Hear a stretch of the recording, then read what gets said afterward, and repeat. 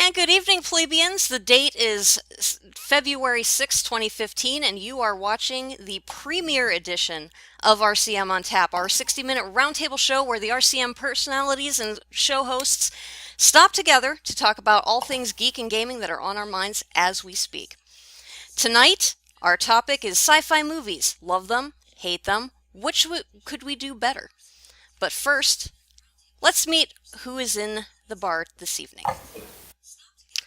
We'll start with seat one, Varyar, the man, the myth, the legend, and our noble leader here at RivalCast Media. Next up, RCM's one-man arsenal, Killer McCoy. Howdy. And finally, the man behind the curtain, the Tom Hagen to Varyar's Sonny Corleone, BiomedAlchemist. Welcome, gentlemen. Greetings. Yay! Evening. Yay. Hello. Yay! All right, so let's get this conversation started. Our first question this evening, to kind of get things going, get in the mood of the evening. What's your favorite thing? Wow. I'm so glad this is a pilot, Jesus. All right.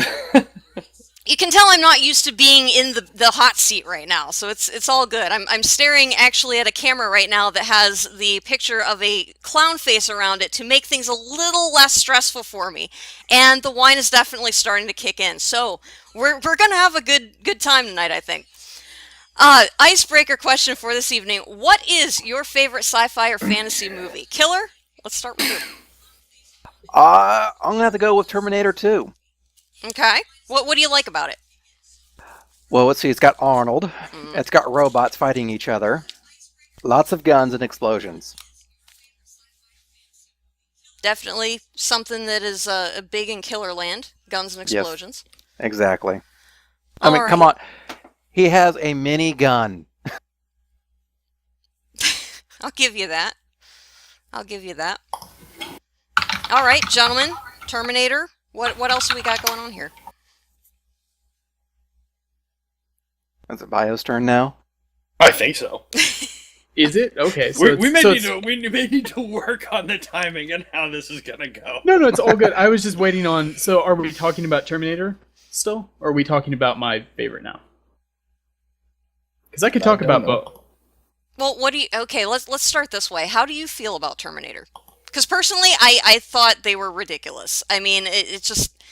I like Arnold Schwarzenegger, I really do, and I don't mean to diss on your movie, Killer, but I was thinking about this the other day, and I think what kills it for me is the whole idea, and I know I'm looking at this a little bit more in depth than I should, but the whole time travel paradox, where if they send the Terminator back in time to kill off, or he's actually trying to protect somebody at this point, but they send a robot back in time to kill off this kid early on, or kill Sarah Connor early on. If they succeed, that changes the entire timeline for that universe from that point on, to the point where those robots don't even exist in the future. So they can't go back in time to kill these people. So, Semantics. I know. I look at it a little too literally, I think. Well, what movie has ever really gotten time travel down? None of them. Exactly. So it's kind of go ahead. forgivable in a way. Yeah. It's kind of like the MacGuffin. It gets the plot started, or the basic premise. Fair enough. Bio, you want to chime in here? Yeah, definitely. Well, first off, it's an Arnold movie, so going too in-depth into it is kind of, does it a disservice, because it's pretty easy to get in deep and be like, oh, never mind, there's nothing here. Hold on. Before, no, because I disagree with that. I thought it actually had an interesting, maybe not message, but theme. No, the theme's interesting. What I mean is in terms of really trying to tear it apart. Yeah. Yeah, I mean, in terms of like time travel. If you're trying to tear it apart with hard science, obviously you're going to win. As has been stated multiple times, it's an Arnold movie. But the concept that the future is not set in stone, that you can always change it. I liked that. Exactly. I liked that a lot about it. Well, and they really took off with the way John Connor's being raised, because you hear, so the theme of Terminator 1 at least is this whole... This kid's the chosen one, he's going to grow up, he's going to lead the revolution and all that stuff, and then he has to deal with that because when he's actually born, he grows up basically being trained by his mother for like all these survival skills. He's pretty much being told that he's going to make these big changes, which I think they touch on a little bit more when you hit Terminator 3, which that's not what we're talking about. No. But it's this whole, this whole growth of the character. So now you see John Connor when, he's at that age where, a kid shouldn't have that put on their shoulders. True. And now he's got he's in the middle of a battle between two different models of cyborgs out to destroy. They're programmed to terminate, hence the title. And they're sent back in time to try and, muck with the past and therefore change the future. So, I agree. It's a very interesting concept, just, going to the hard science. You can't expect an oral movie to have hard science. And I kind of touch on that point, like the director's cut. There's an actual scene where he actually stands up to his mother. He's like, no, we can't, destroy Arnold, because they have a moment where she can destroy his CPU. But he tells her, no, if you think I'm going to be a leader, you have to let me be a leader. So, which touches on that theme. Yeah, definitely. So yeah, I mean, that's pretty much my overall thought. I thought Terminator 2 obviously was my favorite of the whole franchise, but exactly. Yeah, it's a good one. Why is my screen frozen up? I don't know. That's a good question. I noticed that I looked over and I was looking down. I was like, I have been looking at the camera for the whole time, so why is it looking down? Why is it looking down? Yeah, your thing's kind of frozen there. Are you still in bio? Oh, I thought that was a picture. No, that's our video camera. Microphone muted. Oh, you gotta be we lost kidding her. me. Yeah, there it is. Shit. Well, she just muted her microphone right quick. No, I didn't. Yeah, No, I didn't. Assumed it was No, a I picture. didn't. It No, hasn't I moved the entire didn't. time I've been Microphone looking at it. activated. I didn't. I did not. Can you hear me now? We can hear you now. Yeah, God. hear you. No, all of it froze up, and then it locked the whole screen. Like I had to click back. I don't even know what's going on right now. Awesome. Pilot. Exactly. This is. I'm gonna have to restart OBS. This Fantastic. is why we do these tests. Yep. Indeed. All Yep. right.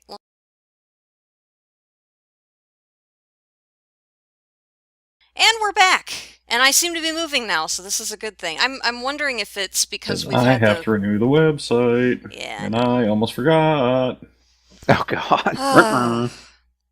So, I'm hoping that we caught our conversation about Terminator 2 because, that was starting to get pretty interesting, and then we realized that, this computer is not User entered best. your channel. User in your channel timed out. Holy crap. I'm here. I don't know what just happened. Apparently you cloned yourself and killed the original. All right, But the question is who won? This just goes back to what I was saying before about how, in a broadcast show, there are X number of things that can go randomly wrong. If I'm we are going to hit involved- all of them, goddammit. You're damn right we are, because All I'm of them. involved, I am in charge. We have already had the computer shut down. We have had OBS change all of its settings repeatedly. We've had to redo the entire interface earlier today not quite from scratch, but we may as well have. All right. So, getting back to our conversation. All right, so Killer's favorite was Terminator 2. Bio, what was your favorite sci-fi fantasy movie? Okay. So my favorite it's a bit of a stretch, so I have kind of a backup, I guess, in case this one doesn't fit. It's actually an anime called Patlabor 2, the movie. Okay. It's set kind of in a reality. God, why do you have to be this guy? Yes. Seriously, Jesus Christ. What kind of cheese do you like, Bob? Do you like provolone, American, Swiss, cheddar? Actually, I like a nice... Well, you've probably never heard of it. It's from France. God! Anyway, it's a very interesting movie because it basically puts in their world, which is kind of parallel to ours. They basically run out of land in Japan, which everybody kind of looks at that and goes, with their population, they're going to run out at some point. They have a really ambitious project where they have to basically go out into the bay and build these huge pylons and connect walls, and they're just going to pump all the water out, reclaim the land, and build on it. To do that, they have to build giant robots, basically, to do all the work. Liking this. Yeah. And with giant robots comes giant robot crime. So they have a police section that handles giant robot crime, basically. I'm sorry, you say that, and my first thought is just like a giant robot going and knocking off a 7-Eleven, and you can't really tell on the security cam because, all you see is this giant blast of red or whatever as it's walking by. It just doesn't seem cost effective. On the other hand, that's the funny thing. Danger with a sheriff's badge. So at the same time, the military has it too, and that's what this one is more about. And it's got a huge kind of noir and political thing to it too, because it investigates, or at least it explores the concept of is Japan ready to no longer only do self-defense force, and it actually kind of breaches across to the Cambodia peacekeeping operation where they actually sent real troops to take part in it. So it's kind of interesting. So it explores that, but basically it just has a lot of elements of... It's one of those where it's not true sci-fi. It's more like augmented noir. They just, happen to have with robots and more futuristic technology, but it's how they kind of envisioned, the 90s would be like for us. Nice. So I know you said you first watched it back in the early 2000s, which we're not going to say how long ago that was. If you want to figure out the math, do that yourself, kids. But so when was this movie from? Okay, so it was released in 93, actually. I watched it, humorously enough, on September 10th, 2001, and my parents at the time, because there's a scene that kind of goes back to the nerve gas attack, where a blimp crashes in the middle of Tokyo and starts venting gas, and everyone's running in panic. And my parents were just like, no, that stuff's real. And, next day, obviously, bad things happen. Yeah. So, it was all coincidental, but it's one of the reasons it kind of has a lasting impact in my memory. Gotcha. Very cool. But yeah, interesting plot. All right, Varyar. Yep. Your favorite sci-fi or fantasy movie of all time would be... All right. I really tried to narrow this down. It's so hard in Geektopia, isn't it? It is difficult. It really is. It really is. And unlike these two, well, especially unlike Spectacular over there, who's got to pick the weird one that I've never heard of. Although I will admit Giant Robots Crime sounds kind of cool. But I really couldn't get just one. That's fine. I mean, my formative years, Star Wars, Empire Strikes Back. How do you pick something different than Empire? I don't understand. I mean, giant that was my AT-ATs, alternate. Come on. Yeah. I always liked Return of the Jedi just because of the Ewoks, I'll be honest. Of course. Anytime you have teddy bears with weapons, I'm sorry, that appeals to me. That appeals to me. Yeah, no, that's Lucas cranking up the pander machine. No. Empire, way better. But, aside from that, I mean, Blade Runner. That was one of my first that's a good one, too. sci-fi movies. And as a kid, I loved that movie. And as an adult, I love that movie. And it's interesting because I can remember watching it as a kid. And one of the things that's great about Blade Runner is it is just as valid from a completely different point of view. But you watch it at a different point in your life, and you get something totally different out of it. And I think the best kind of stories are like that, too. I do, too. That's why, honestly, Blade Runner is, I think, probably my front runner. But then number 3 is Serenity. Because, fuck yeah. Uh-oh. Because I deserve to be a starship captain. I absolutely want to be a cowboy. And, freedom, motherfucker. Do you speak it? Hold on. I'm pulling your pin and tossing you into Varyar. Go. Uh-oh.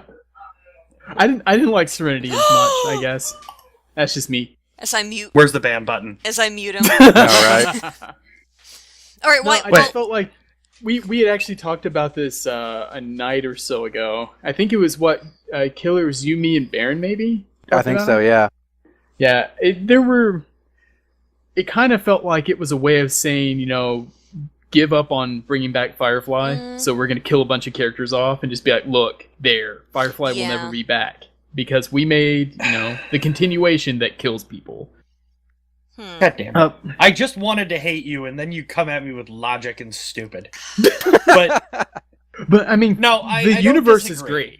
I mean, Yeah. in terms of what's there, it's awesome. It's just I didn't like the conclusion as much because it felt like it was that, give up, guys. Fox isn't bringing us back. So Yeah. it was like for Joss me- Whedon rage quit Firefly. No, I get that, but I think he knew they were never going to bring it back. I mean, Sure. honestly, if after 2 or 3 years you're holding out hope for them to bring back a series, Right. that's silly. Stop it. This is the people that brought the Cleveland show in, and they made us watch it for a long time. Yeah. So, but I mean, and I freely admit that Firefly is half the reason I like Serenity, just because it's the continuation. Serenity as a standalone without Firefly, I don't know. Obviously, I can't know exactly where I'd stand, but I don't think I'd like it as much. Yeah, you kind of... Because Firefly is one of those it's one of those series. I go back and rewatch that like every 3 to 4 months. Sure, I can see that. Yeah. Yeah. And that's the thing, like, I like the universe that they made for that. And like I said, I know, I agree with you, Joss Whedon definitely knew it wasn't coming back, but it's kind of like it was his way to make sure the fans had no doubt in their mind. And granted, it kind of failed in that, because there's still people like, please bring Firefly back. It's like, are you kidding me? Surrender, motherfucker. Well, You and- lost. And I think what happened there too is like you get all the way to the end of the movie, and then so they essentially win the battles, but then at the last possible minute they just kill Wash in the most ridiculous way. By the way, spoilers alert. Yes. No, you don't get No, to no, know, you know what? motherfucker. Okay, Too no, long. I was still There's an a statute of undergrad when this limitations. came But I've out, so never if you seen it. haven't seen this yet, shame on you, because you know what? It's been out more than long enough for you to have gone and seen it and not be bitching about You know what? spoilers. No, Don't if even. you haven't seen Serenity, you're not on Twitch.tv. We're not worried about Good this, right? point. I mean, seriously. Good, very good point I'm gonna there. go watch video games, but I have nothing at all in common with anyone else there. Holy crap! Go It came fuck out yourself. 10 years ago. Yeah, I just looked pretty it up. much. Yeah. Yeah, I know. Which is why the whole Firefly crowd needs to just surrender and realize it's dead. See, I can't, though, just for the reason, and this is completely coincidental and has nothing realistically to do with the series, but there's a guy that works in my office building that looks exactly like Alan Tudyk. Exactly like him, and I run into him on the elevator all the time. So every Are time you sure it's not him? I mean, I haven't seen him in anything recently. You know, I've kind of wondered that myself, but he doesn't sound like him. So it's like, I mean, we've had conversations to try and suss that out. Because, I mean, we do have, or at least we had when the lawyers were upstairs, we have a lot of celebrities that would go in and out and, for various business deals and stuff. So I've met a lot of people in the elevator just because they were there. So it wouldn't be entirely out of the realm of possibility. But no, I definitely tried to kind of like, hey, nice weather we're having in this elevator. And yeah, it definitely didn't sound like him, but he looks exactly like him. Like I could tweet a picture of the two of us in the elevator and no one would be able to tell the difference. So that's how spot on it is. But anyway, side rant. Yeah. Although them continue, haven't they actually have a comic that actually continues after the movie? Mm-hmm. Okay, see, so they technically I don't did know if it's continue still it. going on, but they did continue it for a while at least because we had it for a while. So well done. Yeah. Nah, not the same. Checkmate, Republicans. Exactly. It's Seriously. not the same. Your comic doesn't. Yeah. No. Yeah, certain mediums just don't work. No. Wrong. I'm not gonna lie. That's what happens to Whedon's non-Marvel stuff typically. Like, Buffy the Vampire Slayer continued in comic form. I'm I sure it didn't did, like too. those. I've heard good things about it, Yeah. but I mean, I've not read it myself. Yeah. Like, I can't judge it. Yeah. Here's my problem, and it's always been my problem, no matter what the media is. Whatever the first media I start with characters or a series, that's the one it has to stay. Because Sure. A, I don't like change. And B, like, for example, not sci-fi at all, but Tom Clancy. Tom Clancy was one of the first authors I ever picked up at the age of like 8 or 9. My dad handed me Hunt for Red October. Such a great book. And I've read that book so many times it's retarded. So I grew up with Jack Ryan. I grew up with another great author from my younger years, Clive Cussler and the Dirk Pitt books. Oh, yep. All right. Those were awesome. And because it's book form, and I got used to a certain writing style, I got used to a certain way that stories are told, that those stories are told. And in my head, I now have a picture of who the character is. Now, there is Clancy. I actually saw, Columbia. Help me out here. They go to Colombia. He meets Chavez. Oh, Clear and Present Danger. Yes, Clear and Present Danger. I actually saw the movie for that and Patriot Games right about the time I was reading the book. So Harrison Ford is Jack Ryan, and Ben Affleck can suck a fat one. Yeah, yep. And so can what's his nuts, the new Kirk. He's not Jack Ryan either. Nope. Get out of here. So that one's like a weird hybrid. But like, for example, the Dirk Pitt books. Mm-hmm.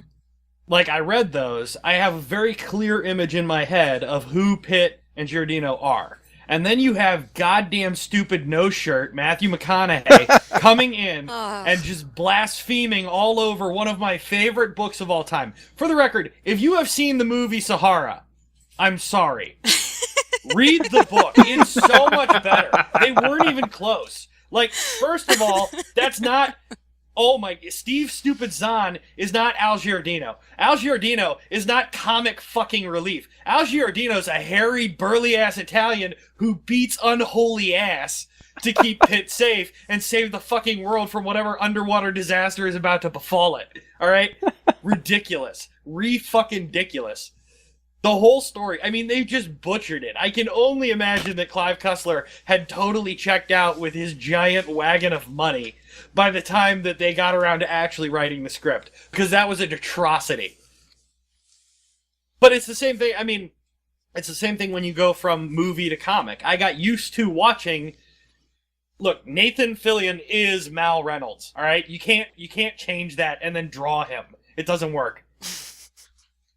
It's that style of acting. It's the way, you know, and that's with all good actors, with all great actors and memorable characters. It's the way the actor portrays them. It's the cadence and rhythms of their speech. It's the way they sound. It's the way they walk. You can't separate those things from the first time you encounter that.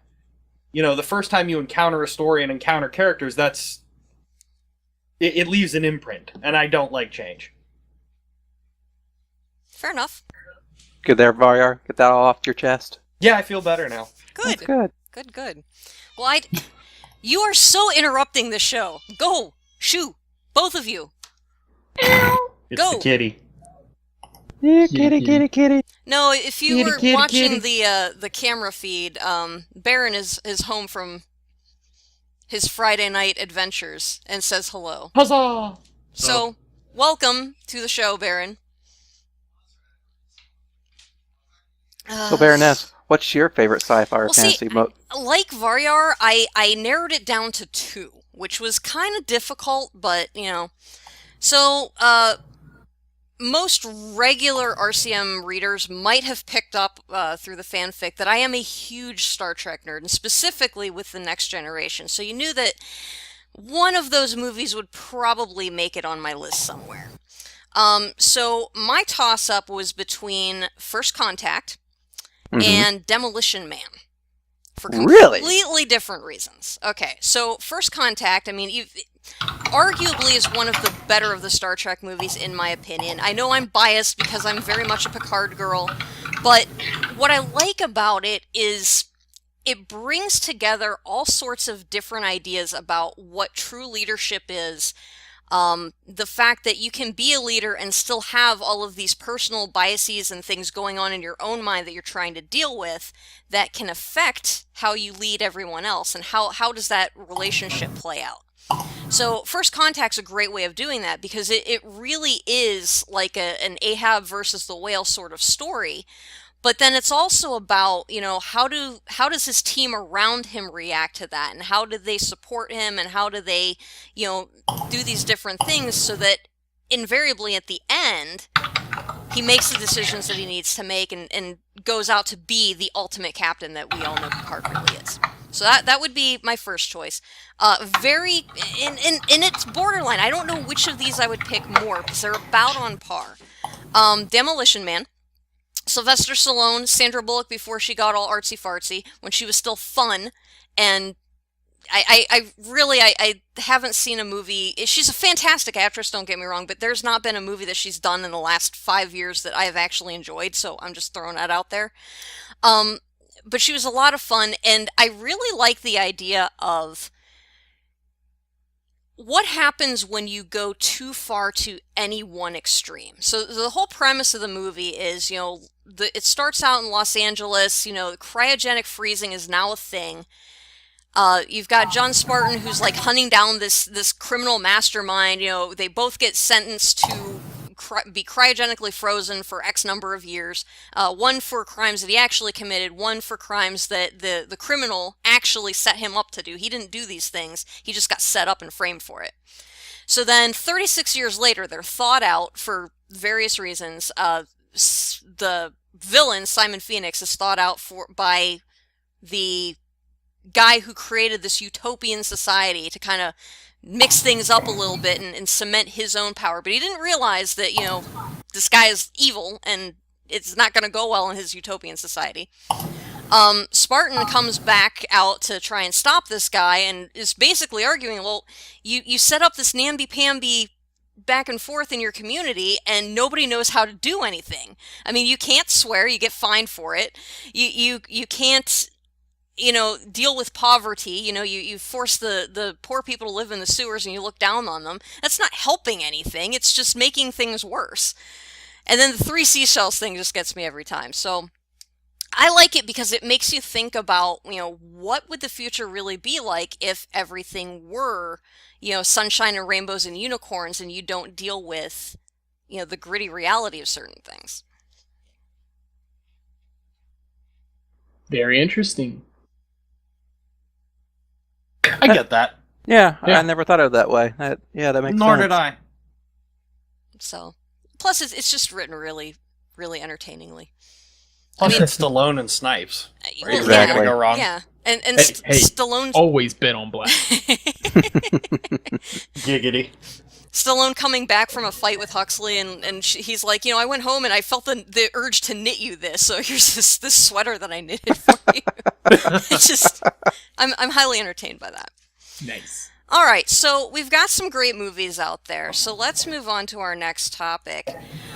What is one sci-fi fantasy movie you were really excited about that let you down when it actually came out? And if you had the chance, how would you remake it? I will go first. Okay.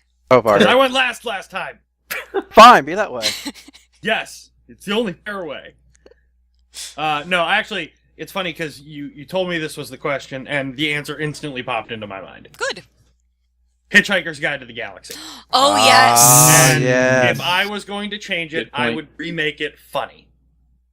Remake it That like would be my big change. remake it more like the book funny or The book, yeah. Yes. Oh, yes. I would make the Yes. movie funny, which is what it was supposed to be. But with that, obviously with that kind of dry, sarcastic, wit type funny, which is what that book was. That book was, again, I have a lot of favorite books, so shut up. That was one of my favorite books, again, of all time. I still have it. It's right there. I can see it. I just I downloaded can the entire almost touch series it. down to my Kindle 3 weeks ago, so yeah. Meh. You've seen my house. I'm not going to diss on you Yeah. about books. Yeah, that's true.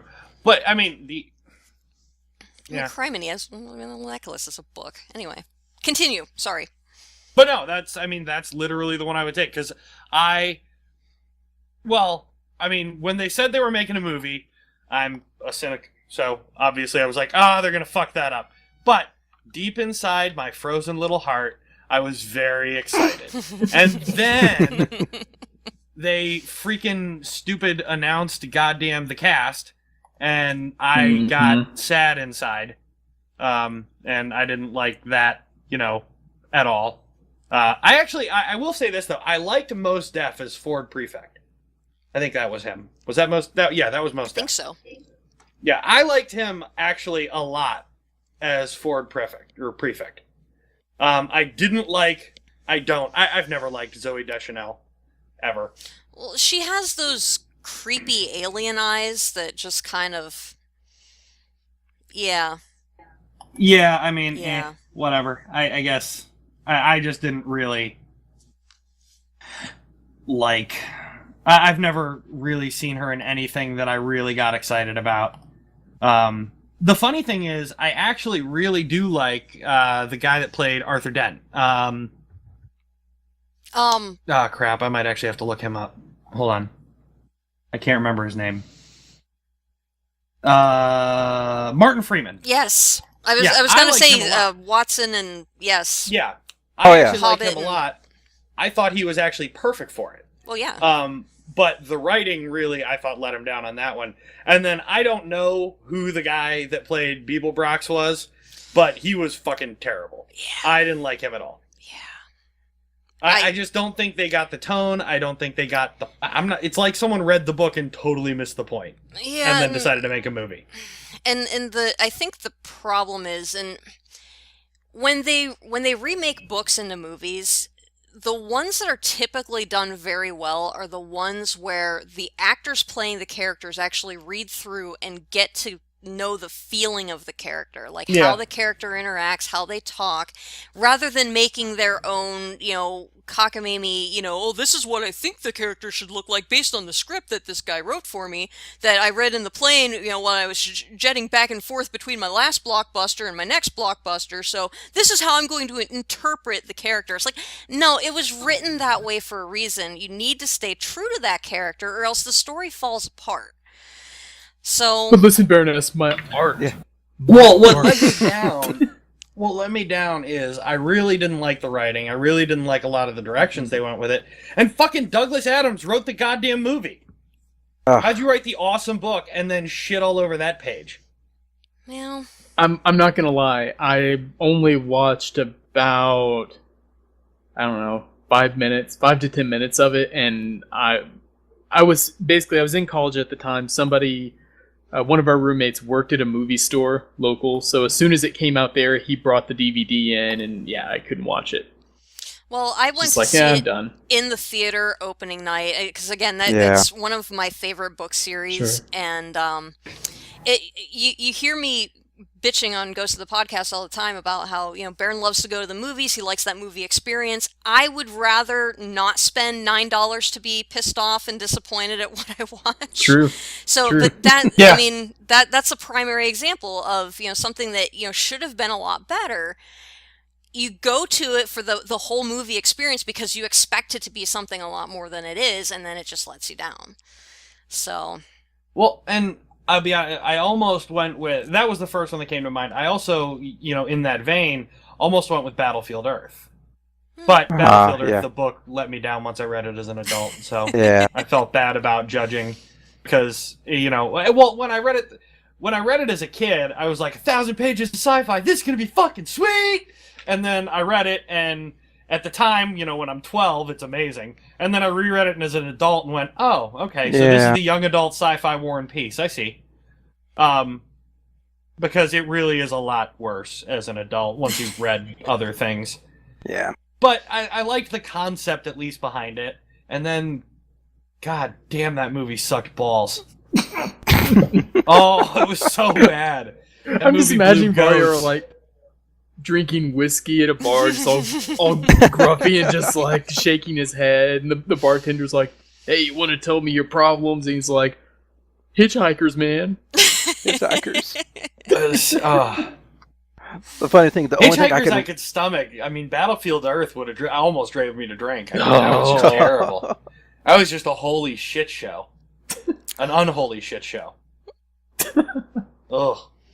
Funny thing is, the only thing I can remember from the Hitchhiker's Guys movie is the doors. It was the only thing I really thought was funny. It actually kind of captured the spirit of the book. Yeah. It actually kind Even of got. Warwick Davis didn't really pull off Marvin. How hard is that? Yeah, no, that's kind of sad. Yeah, it made me unhappy. well, That's sad because I normally like Warwick's. So do I. I thought, Me, Willow, the rest come of this on. sucks, but one Willow. bright spot. No. No. No. Very sad. all right. So, yeah. Killer. Oh no, I went first, so it's Bio's turn now. All right. It's my Yeah. turn. Okay. You get to be stuck in the middle again. I'm. It's always Marsha.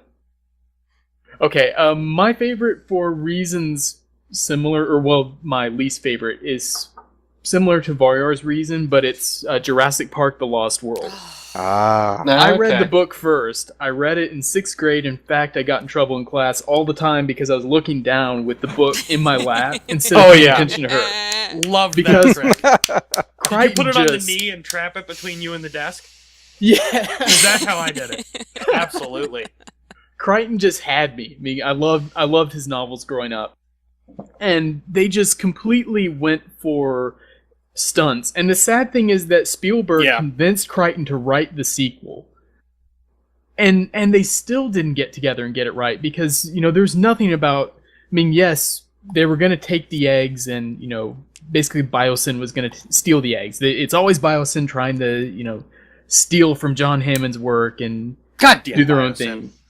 But they took it in the movie where it was just like an engine takeover within the family, and he's trying to bring it back, and he wants to bring a part to San Francisco.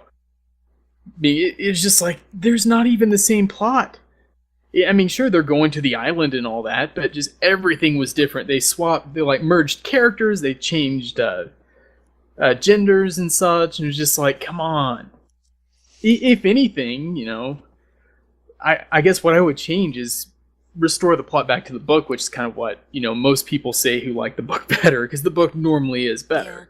Yeah. So you would change everything. Yeah. Yeah, I would take it back because it went so far off base, I felt like, from the original material that would have been best to just, sit down and say, let's take it back to basics. Let's go back to the way it was set up. Now, I grant the fact that there's a whole section at first when they first get to the island, everything's kind of calm and such, that they do more like evolutionary discussion and behavioral discussion because they're basically up in this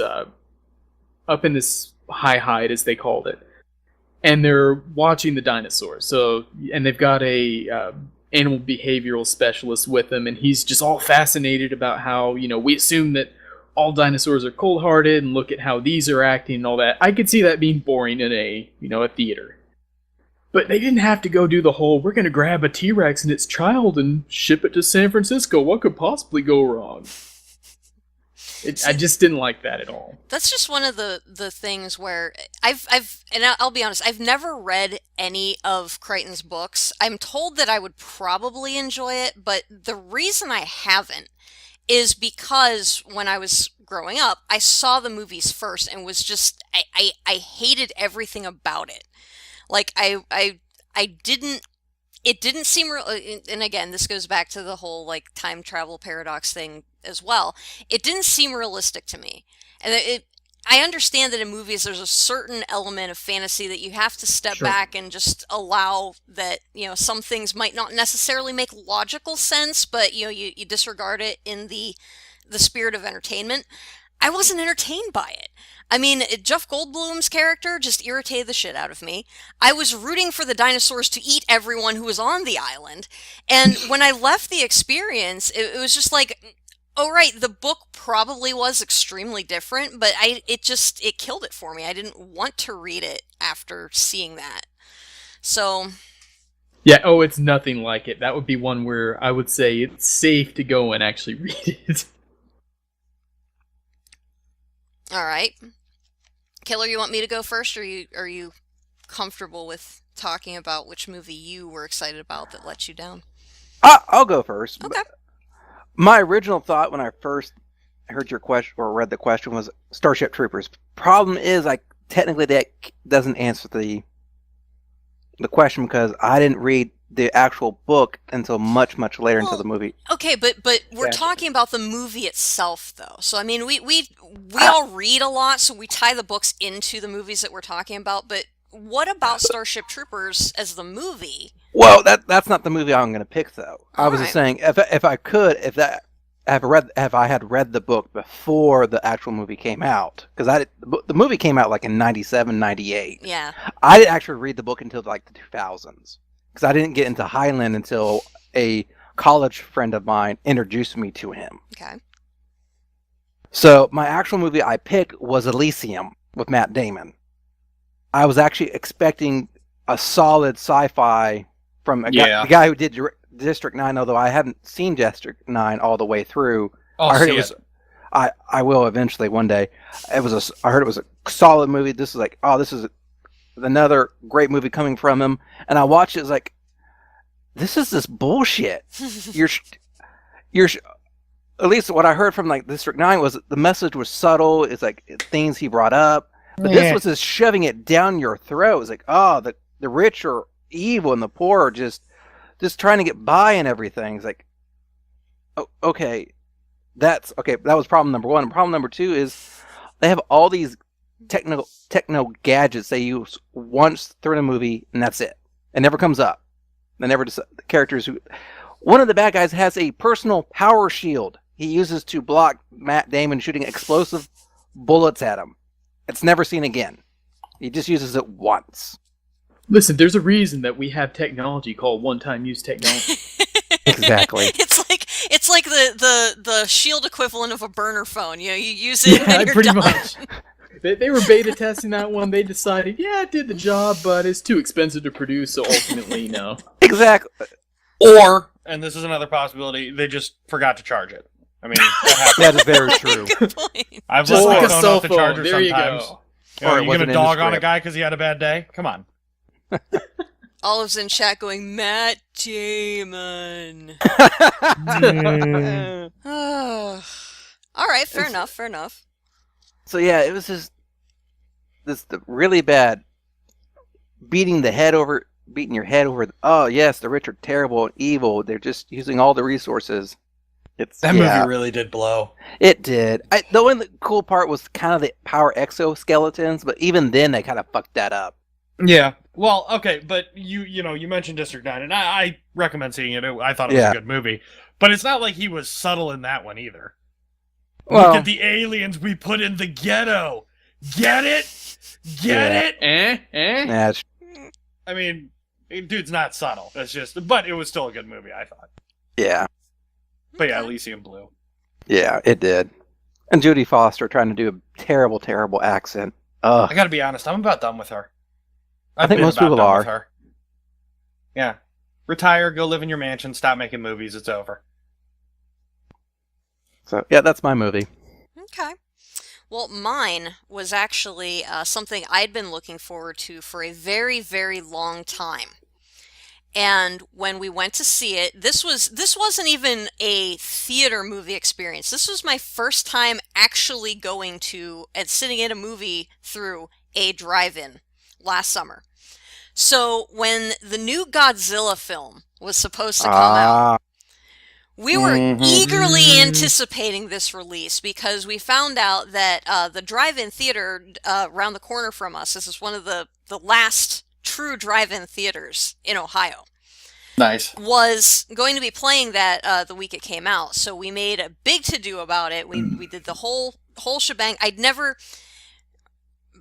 and I had gone but not gone to the drive-in once. We were actually just driving around and screwing with somebody else by saying we were going to the drive-in, but in reality we were just kind of driving past it and looking at different things.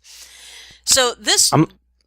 Go ahead. I was going to say that my mind went to somewhere where you said screwing with people. Sorry. Shame on you, killer. I know.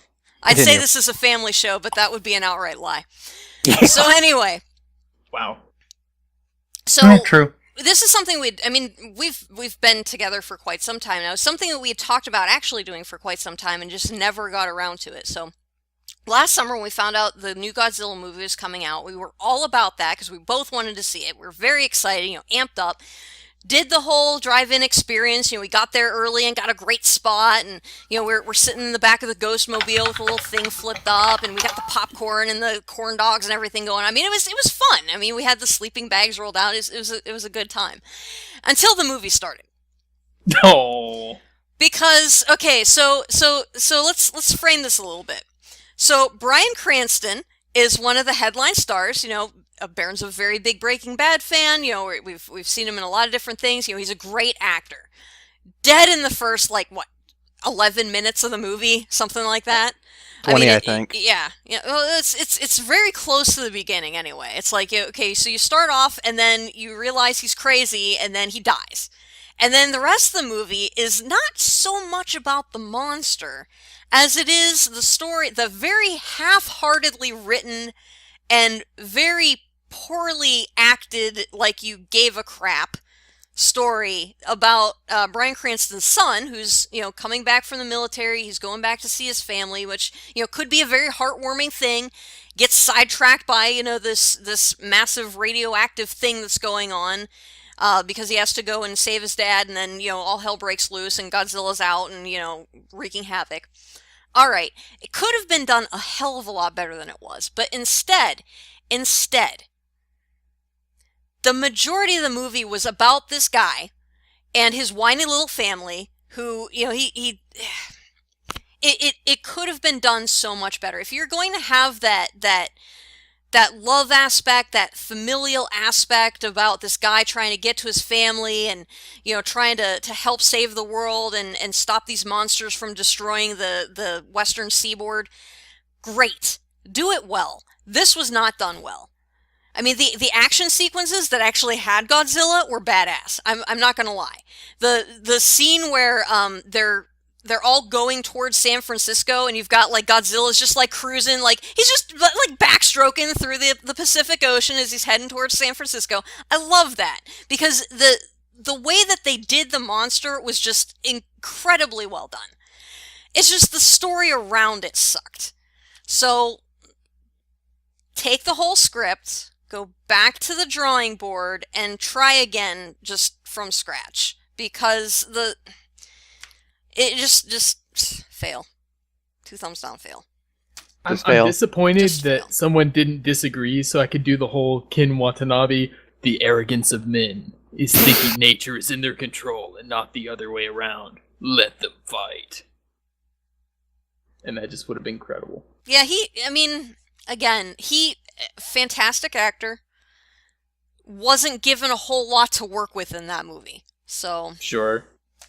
Well, it's mean, funny because, Japan laughs at our attempts to do Godzilla normally. They're just like, they don't even acknowledge it, Godzilla. I think they even referenced it in one of their more frequent films, didn't they? They did. they did. They were just like, yeah, they thought it was Godzilla, but nah, it wasn't. It was some other monster. And I'll give it that it was better than that Matthew Broderick catastrophe that we. Anything could have I been better than realized that. we agreed long ago never to mention that again, but I think it was better than that. So it wasn't quite to that level of badness, but it was.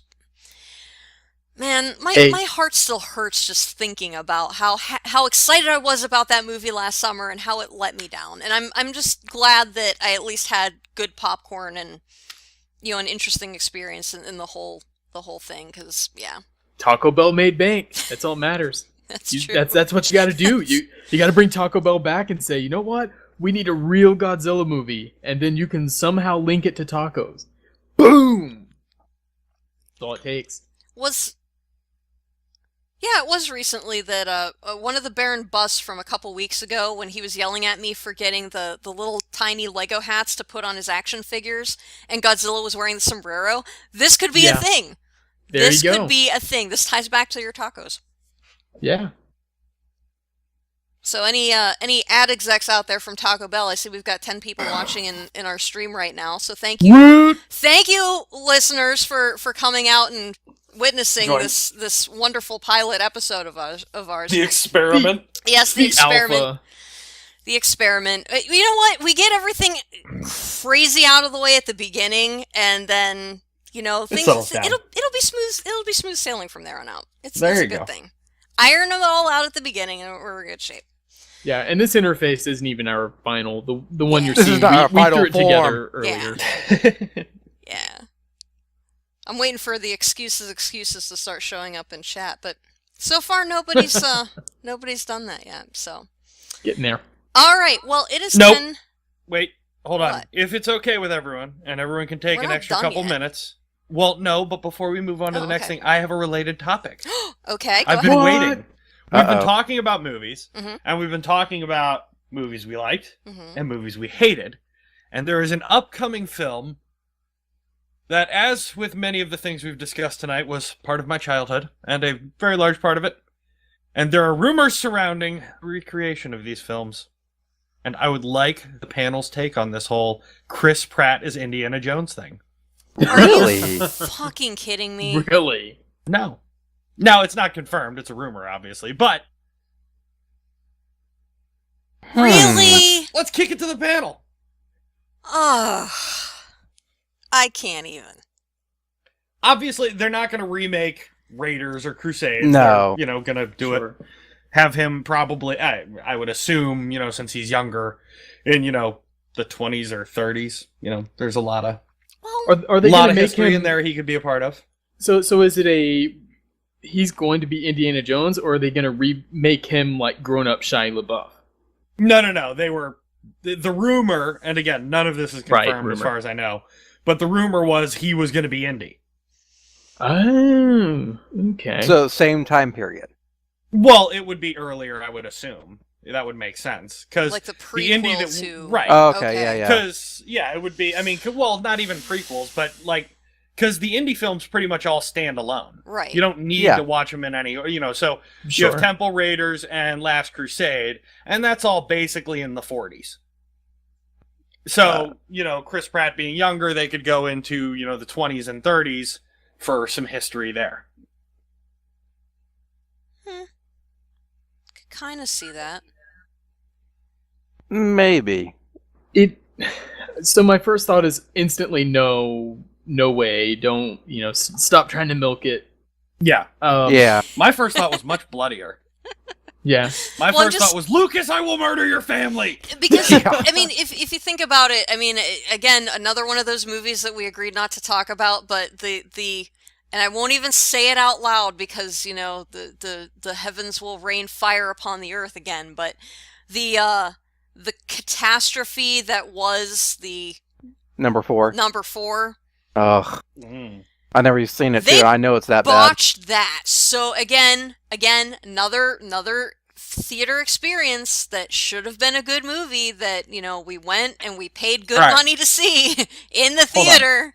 And I just, this is why I don't go to the theater anymore. This is, but see, and I gotta be honest, when I first heard the rumors, I did the same thing. Lucas, I'll kill you. I swear to God, Disney, I will come down there and burn your stupid park to the ground if you do this. But isn't it? Disney controls it. I don't think Lucas. I mean, Lucas yes, is but it's done. Lucas's fault. He set he started them down this road. The revisionist concept. Yes, but I thought about it, and I talked to a couple people after it started and everything, and then I read some articles and I thought about it, and I honestly think I'm warming to the idea. A little bit. Well, what I would have to say is that I mean, if they screw it up, if still Pratt kill him, can pull off the kind of dry delivery that Indiana Jones had, Harrison Ford did. That's the thing. I think he can. Yeah, I think he that's could. what I'm wondering. It would hinge on that for me. Because the movies they're action comedies. That's what they are. Right. Yeah. You laugh at Indiana Jones. There's It's always over the snakes. There's top. always Nazis. Right. There's always something He's in the bar fight. falling. Whiskey. Yeah. Yeah. Chad is I mean, they're actually... classics, but they're action comedies. And Chris Pratt, with Guardians, I think he showed off he can do action and throw comedy in there. And he was in, Parks and Rec, and in a couple other things. But he was also in, oh, God. My mind just blanked on me. What the hell is he in? What was I talking about? What things that Chris Pratt Chris were in? Pratt. Right, I know. I'm trying to think. What is that? While you're Fucking- thinking, Chat is... Zero Dark 30. I don't know Done why I that. can't think of that. Yeah, Didn't know that. yeah. So, I just opened up chat, and yeah, so, Chat's who's gonna play discussing short who's round? going to play... Obviously, Keanu Reeves.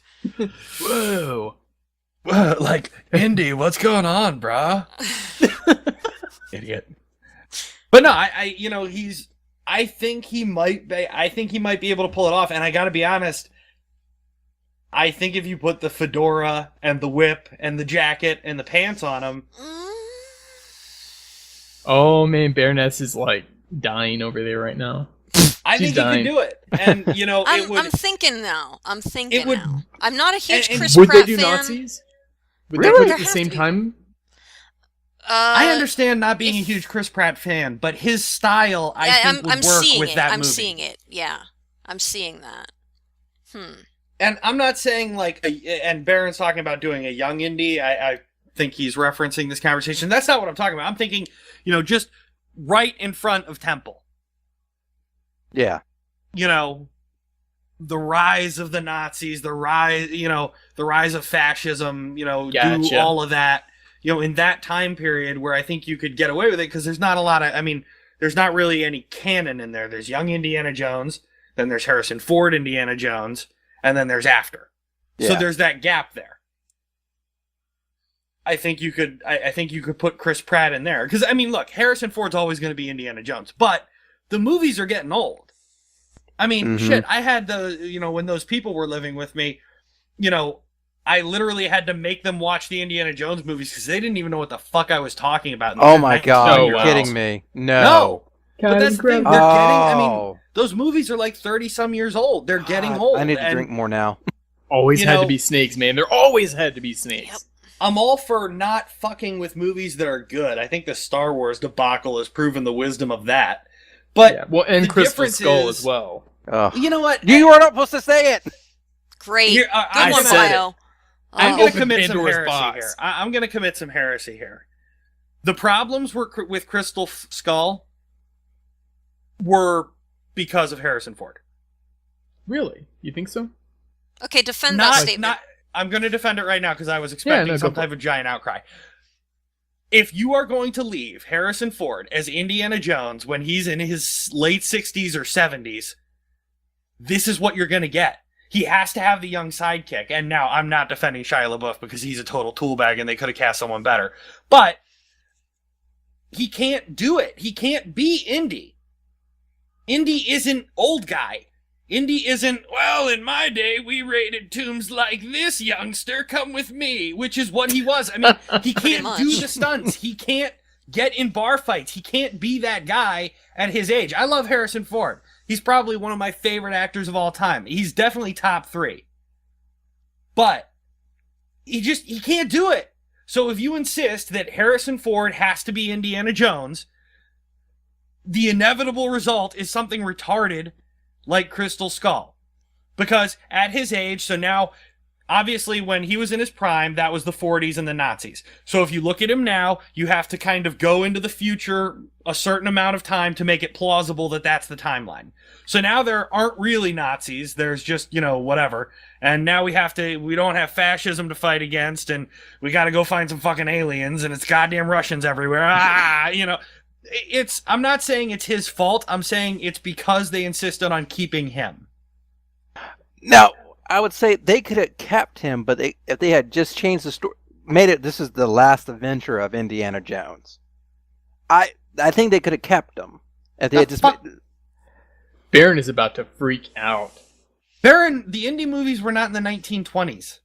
They were in the 30s. They were in the 30s. 30s. It was the lead up to World War II. Oh, right. Yeah. It's all What right. did I say? You were saying 40s. That's okay. Oh, my mistake. No. Yeah. No, yeah, I'm right. Okay. No, look at the chat. Diadolov says, Harrison Ford is perfect for playing racist on the back porch with the shotgun now. Wow. Look, I love the guy, and he will always be Indiana Jones. But if you want more Indiana Jones movies, you either get more Crystal Skulls, or you recast. And that's the option. Or you don't touch them at all. And if you don't touch them at all, then they become the very artifacts that Dr. Jones goes to search for. Right. So wait, he finds himself frozen in carbonite? Is that what you're saying? He digs it up? They had that, didn't they? I heard there was a crossover comic a while back where basically they did alternate world where the Millennium Falcon crashed on Earth and he died. Basically died in the cockpit. And Indiana Jones discovers the ruins of the Millennium Falcon, and he finds the skeleton of Han Solo with the clothes still on. Yeah, it's a real thing. It's a comic. Sounds interesting, actually. Yeah. Back to the original Chris Pratt as Indiana Jones. I think maybe. I know he could do it, but the question is, do we really need another set of Indiana Jones movies? I refer you to my previous statement about the age of the series and its cultural relevance. And that, I guess, is the question. Because if you're fine with it the way they are, if, those goddamn kids don't deserve Indiana Jones movies, then fine, leave it. But if you're gonna make more, well, you gotta recast. And here's my question, who would you rather see doing Indy? And I mean, that's a good point. Yeah. Lyserg is saying, no, we don't need any more. And that, again, was my first reaction. I lost my goddamn mind. Yeah. I was like, what the fuck are they doing? Well, Killer, get my gun! We're going to Florida! But Lyserg said they can just watch the originals. And, But they won't! They won't. But if that's the case, then they miss out on history. You know what? You say that, but again... Okay, let's... How many... For example, James Bond. Is the franchise worse off because they recast? Now, I argue that Roger Moore did a shitty job. The franchise is worse off because Dalton did a shitty job. Yeah. I mean, if Connery was the only Bond ever, I mean, personally, I'm fine with it. But a lot of people now have never seen Bond. And there were good Bonds that didn't have Connery. True.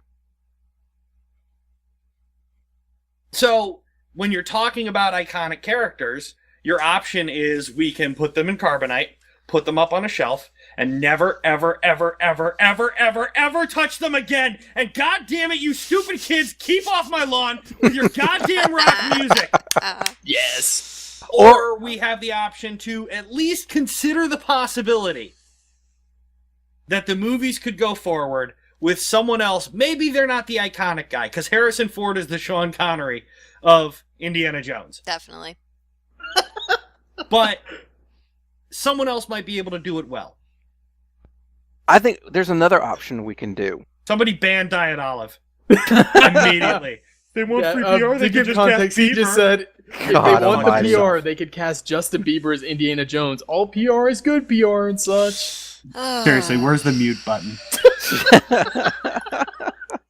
Diet, if I knew how to use Twitch better, you'd be banned. So I guess my thought on it is I want to, before I make a true judgment call, I'm going to wait and see how they treat Star Wars. Because this is Disney. Disney's taken over, and they've been shooting for a lot of things that, they didn't consider before when Lucas kind of went crazy with, we can just do everything on a blue screen now. Actually, real quick, Missing brings up a good point. Chris Pine did a fine job as Captain Kirk. That's true. I agree. I liked Chris Pine. Now, was he the same kind of Kirk? No. Oh, Is that a bad thing? Also, no. Maybe but why would why would anybody want a clone, Right. Well, that's kind of my point. Yeah, and the entire point you of just that made too my is, point. Right. It was a different Kirk from the very beginning because if you watch the movies, the timeline changed. So, I mean, his experiences from that point forward are going to be different from the original Kirk just because the whole atmosphere isn't the same as what the original Kirk was going through.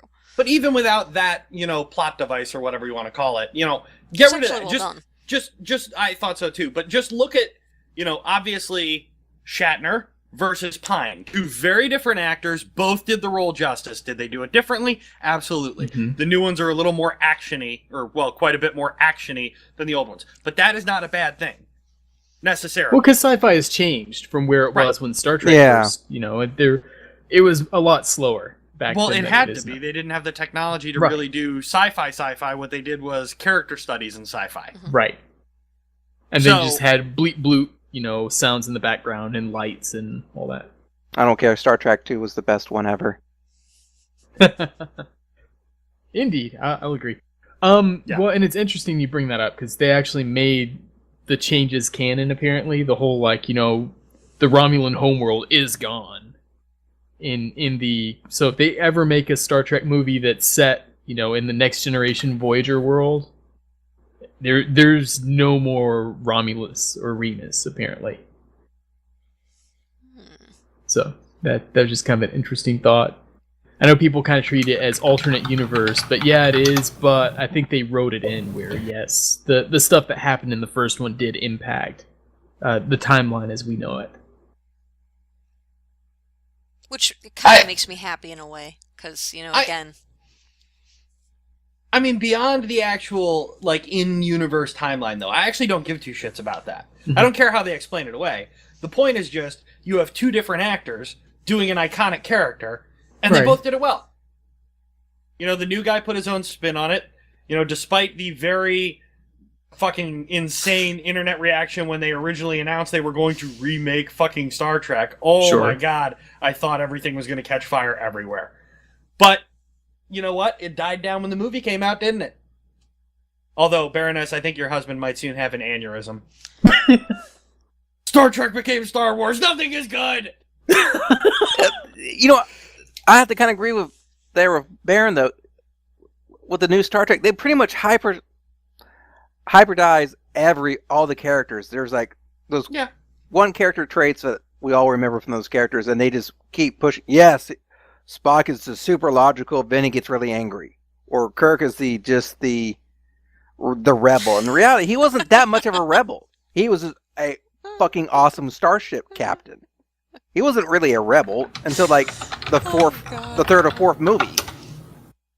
All right, so Olive is in chat saying, Rob Schneider is Indiana Jones in the new Indiana Jones movie set in space. He must master the art of feng shui to redecorate the alien spaceship to please the Time Lord called the Doctor, played by Christopher Walken. Oh, God. Well, you see, Seriously, it's more like a rug and not a fabric. I might rescind my stance of not going to the theater to watch a movie now to see that, because, wow, that just has to be seen on the big screen, people. Seriously, someone teach me where the ban button is. No, well, what was referencing was South Park: The Stick of Truth, because you go in the movie theater and it's all like Rob Schneider doing X, Y, and this. Herpa-derpa-derp. Rob Schneider is a carrot. Yeah, God, I love that game so much. that was a great game. Me too. So yeah, well, going back to the original thought, I'm gonna hold pause because Disney has not, in my opinion, done us wrong with some of the things we thought they would. The Marvel movies have been pretty good, I think. Yeah, Agreed. And it seems like they're taking Star Wars back to its roots. They're getting rid of some of the CGI crazy stuff. I mean, they're going and filming on location again, and which they stopped doing, I think, after movie 2. I want to say in the prequels. No, I think they continued it in third. Okay, they went back to it. Good, yeah, because I remember they were bragging how they could pretty much, generate 50 Wookiees on the fly with just basically a script. It was just like, come on, guys, come on. Yeah, bro, don't do me like that, bro. Yeah, come on, bro. Man. Come on, bro. They thought we were brothers, bro. Dude, bro. I'll be honest, all they have to do to improve the third trilogy is to never ever let Hayden Christensen's robotic ass in front of a camera ever again. Yeah. And Disney apparently is going to bring back the I'm the original chosen trilogy. one? I will bring balance to the Force. It doesn't help that George Lucas wrote the script too. That's true. And apparently he turned 40 and decided to buttfuck all his original intellectual properties. Ugh. Guys, you know that stuff that you loved?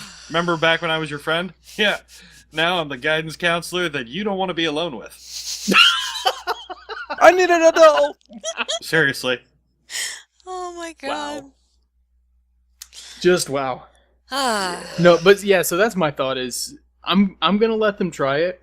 I'll hold my judgment until then. It's an interesting idea, like you said, Chris Pratt has demonstrated. I mean, if you watched him in Parks and Rec and, looked at his role in Guardians of the Galaxy, they're not the same acting at all. No. Not the same character, obviously, but I mean, if you just judged him on his one role in Parks and Recreation, you would not think that he would have been able to pull off Star-Lord. He's in Moneyball, too. Yeah. I forgot about that one. All so right. I would wait. I still don't like the whole thing about milking previous stuff, but that said, I mean, it's going to happen, and I can't just grumble about it forever. And I think there's a fine line to walk there, but... I don't know. I love Indy. I would like to see the next generation love him too. Yeah. And that will never happen if Crystal Skull is all they know. Yeah, you make a very good point there, Noble. That is the alternative, people. The alternative is millennials who think Crystal Skull is Indiana Jones. Chris Pratt for president, if he can only avert that God. But the question is, will the Senate Majority and Minority Leader refer to him as Star-Lord? Absolutely. All right. Well, Jesus. we've got one more topic on tap for tonight, and this is my personal favorite because I know this is going to cause a lot of contention in our little group. Mainly because I wasn't expecting Varyar to be sitting in on the first panel. I was expecting him to be coming in next week. So again, thank you for kind of stepping in last minute and filling our little fourth stool there. So our last topic of the night, our off topic, as you will. What are some sci-fi characters with more epic beards than our noble leader, Varyar? Can't think of a single one. See, it took me a while here, and I have two here. I have one that you'll argue with, and I have one that I will save until the end because I don't think you can. Just knowing you as I do, I don't think you can argue this point. So, my first one, as I drop this into the chat for a visual on this, is Jet Black from my favorite anime, Cowboy Bebop.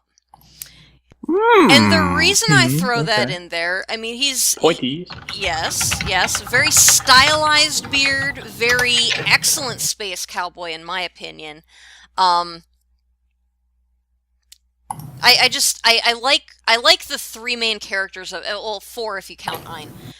But I like him because he's gruff, but he still has humanity to him. Whereas, like Spike, you know, he's there, but a lot of him is so jaded that you don't really see that humanity until much later on, when key little things just start nipping at him. Jet, you can see a lot more of, and, you know, the beard just completes that gruff, but at the same time, you don't expect that humanity shift. So, for me, the beard really helps sell that whole image. It's a good character, too. Just He was, through and through. yeah. It's one of my favorite animes, too. Yeah, mine too. That's one of the few animes I can actually watch and still stay interested. Yeah. I All wish it right, would've first gone of on all, longer. since we are talking about my beard in comparisons, I think I'll go ahead and Defend respond. yourself. Defend yourself, sir! Because I actually agree with everything you just said. I really like Cowboy Bebop, I like Jet Black, and I like his beard. Here's the key difference. His is a fucking picture. And mine is both bushy and manly. So, victory Varyar. He's whipping the crotch on that. He's just like, you know what? It's not even real. Yeah. Boom! You just got lit up, cuz. That's All like right. saying my favorite sculpture is the screenshot I took of the picture of my pasta from last night. Come on. It's Bush League. It's Bush All right. League. All right. Bio, did you come up with anything? I know this was a really Yeah. tough question here, so what did you come up Well, with? I mean, I had to pick something when I saw this one. Actually, Missing already put it in the chat. Did he? I submit Commander Will Riker. It's not epic in volume, but when you look at him without the beard, Oh, and yeah. then you look at him with Oh, God. Yeah, you got Come a on. big good point there. it, when it Jonathan Frakes completely without the changes the beard. look of the same actor. Yeah, and- Jonathan Frakes yeah. should never be beardless ever. Exactly. So, and sir, it's I- one of those things that as he matured, you know, some people it just kind of as the gray hairs start to pop in, it's not as good. I would argue his still he's still got it. Frakes got it. I mean, come on. Gray hairs, okay. And maybe I don't know what maybe Missing I'm posted, but that is not Riker. No, I don't know that's what the not. shit that is. That's someone else. I have no idea what that is. So you are disqualified, sir. all right. Whatever. Going I just back to dropped your mine in. statement a second ago, though, Oh, it didn't work. Bio. Go ahead, continue. I wouldn't say that gray hairs take away from the beard, though. I mean, as someone who doesn't dye her hair at all, yeah, you see the little bits of silver poking in every once in a while, but I think it adds character to it as the character gets older. Mm-hmm. You know, so but agree with you on all points. I mean, Frakes without the beard, creepy to say the least. With the beard, it adds to, like, I would follow him into battle. Yes, I would. Just into battle. I Your see where you're husband going is there. watching. My husband Just has saying. in my opinion, a more epic beard than William Riker ever will. But that's Really? that's just me. Get him. Okay. That's just me. Giggity All right. giggity, Baron. So Varyar, your retort to this. I honestly spaced out. I was still on Riker. Are we still on Riker? We're Are we still on Riker. Yeah, we're still on Riker. We're We're still still on on Riker. Riker. The chat occupied me. There were links and stuff to click, and I got distracted. Ooh, shiny. So my argument is quality, not quantity, for Riker. Pretty Okay. much. Because Riker To definitely an derives his extent, power I will from agree his with beard. it. Obviously, because he is a hideous, hideous man without it. God almighty. I mean, it's pretty bad. There are many who cannot pull off both clean shaven and beardly. A select few can do it. Many cannot. Many have to pick. Riker is one of those. I would agree that his beard is good. And as obviously shown by the link in the chat, Riker gets the ladies with the beard and cigar in hand, which is always a good thing to have on a starship bridge, I assume. Of course. But no. Sorry. Not gonna happen. It's too... I will give you the quantity or the quality over quantity argument, but that's basically like a number 2 clipper, and it's way too neatly trimmed. No. Well, he has a stylist. That's like if- I mean, you know. Well, obviously, Oh. but I mean, I'm just saying, it's like having Samson get a buzz cut. What the hell? No, check God out the almighty. link I Not the same. just dropped in chat. Beautiful, beautiful, It shows the transformation. nice. It's glorious. Alrighty. Ugh! There you go. Yeah, I don't like that at all. Oh my. That's All right. impressive. All right. Killer, what did you come up with? Well, Mrs. already said it too. I am going to go with the original Obi-Wan Kenobi. All right, so we're Just talking be- the original Yes. Yes. Obi-Wan. Okay. Yes, the original. Okay.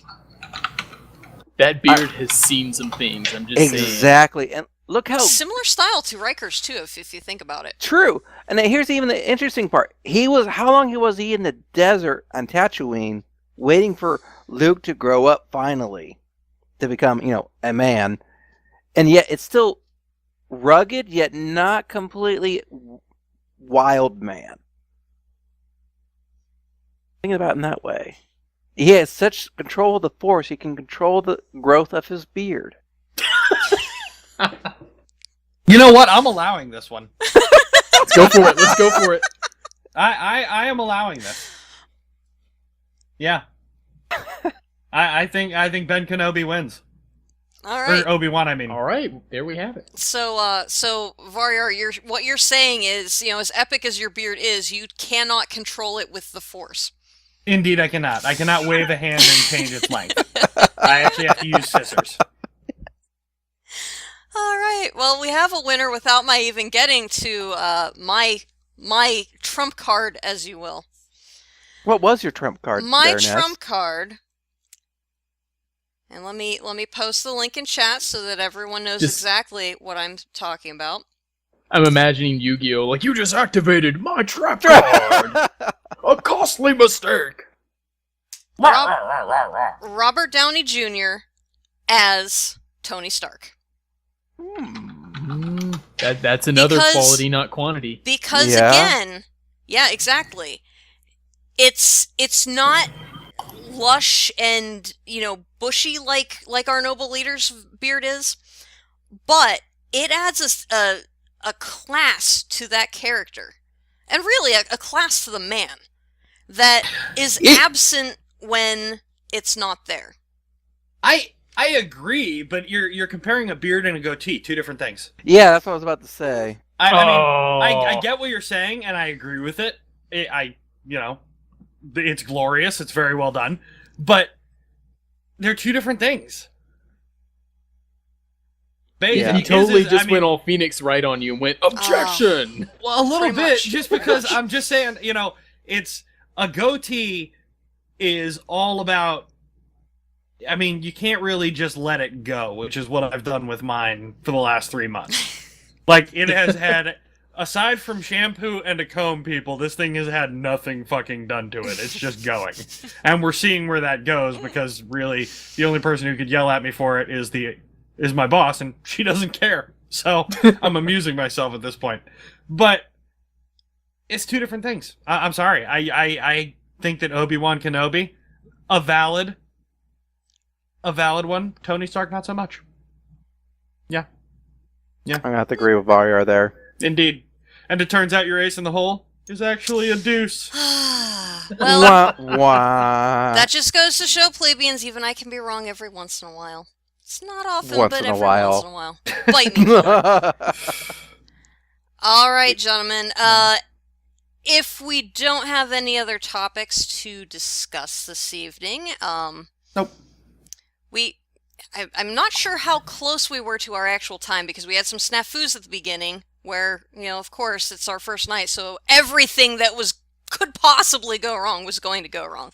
So we had a little lax time in there, but it seems to me like we were pretty much on target there. I think we're about 15 minutes longer than what we little typically bit, shot for. little bit there. Not bad at all. A little bit. Well, we talked about Indy for a while, and that was kind of a diversion that wasn't That scheduled. was Yeah. true. Well, no, we're okay. Let's just reframe this. Okay, we're geeks talking about geek things, so we're gonna go off topic. Let's just be Oh honest. God Almighty! So, yeah, you've been forewarned here, audience. You've been forewarned. We should have done that at the beginning of the show, though. Probably. Well, Man, it's better to it's- forewarn after you're already, needing Exactly. After we It's suck better to them ask in, forgiveness afterwards, Join us. not permission. Join us. All right. Well, as we wrap up tonight, don't forget to check out all of the other wonderful shows that we have going on at the RivalCast Media Network. The best place to find out the show schedules, times, most of them are airing here on Twitch TV /RivalCast Media at various nights during the week. But that show schedule is available on our website, rivalcastmedia.com. You can catch Varyar starting tomorrow night for his next episode of the RivalCast at 9:30 Eastern. Again, right here on this Twitch channel. Varyar and Killer are just kind of our behind-the-scenes guys, so you can catch them in TeamSpeak pretty much whenever you feel like dropping in. And then I also... Yeah, Yes. Bio and Killer, Who did I say? Varyar and Killer. Oh, well, Varyar's in there all the Well, time. that's it. I've been pretty hard to get in touch with the past month or so. Bio... compared to Exactly. normal. All right. There's- Let me back have up, stuff going because no. Bio pretty much lives in RivalCast. We're not entirely sure he's an actual person, so much as just like this omnipotent internet being that just kind of is always there when you need him the most. So, which is why he is the man behind the curtain. Except So when anyway. Elmo kidnaps me and Well, Exactly. there's stuff happens. that. Hey, There's Bio, that. let me tickle you. No, All right. no tickle. So we're Oh, okay. Sorry, I didn't catch that last part. just getting a little creepy there, guys. That just Super Yeah. uncomfortable. I Yeah. think I Don't may worry, be I'm going now. HR2, so I'll lecture Killer afterwards. Anyway, That is not okay. assuming you're comfortable with all this, you can catch us in TeamSpeak most nights. Otherwise, you can also see me on Ghost in the Podcast Sunday nights at 4 p.m. Eastern, right here on RivalCast Media's network. Aside from that, we hope to see you all next week when we come up with some more topics to discuss and argue about in the way that only geeks can. From all of us here at RivalCast Media, thank you for coming, and cheers.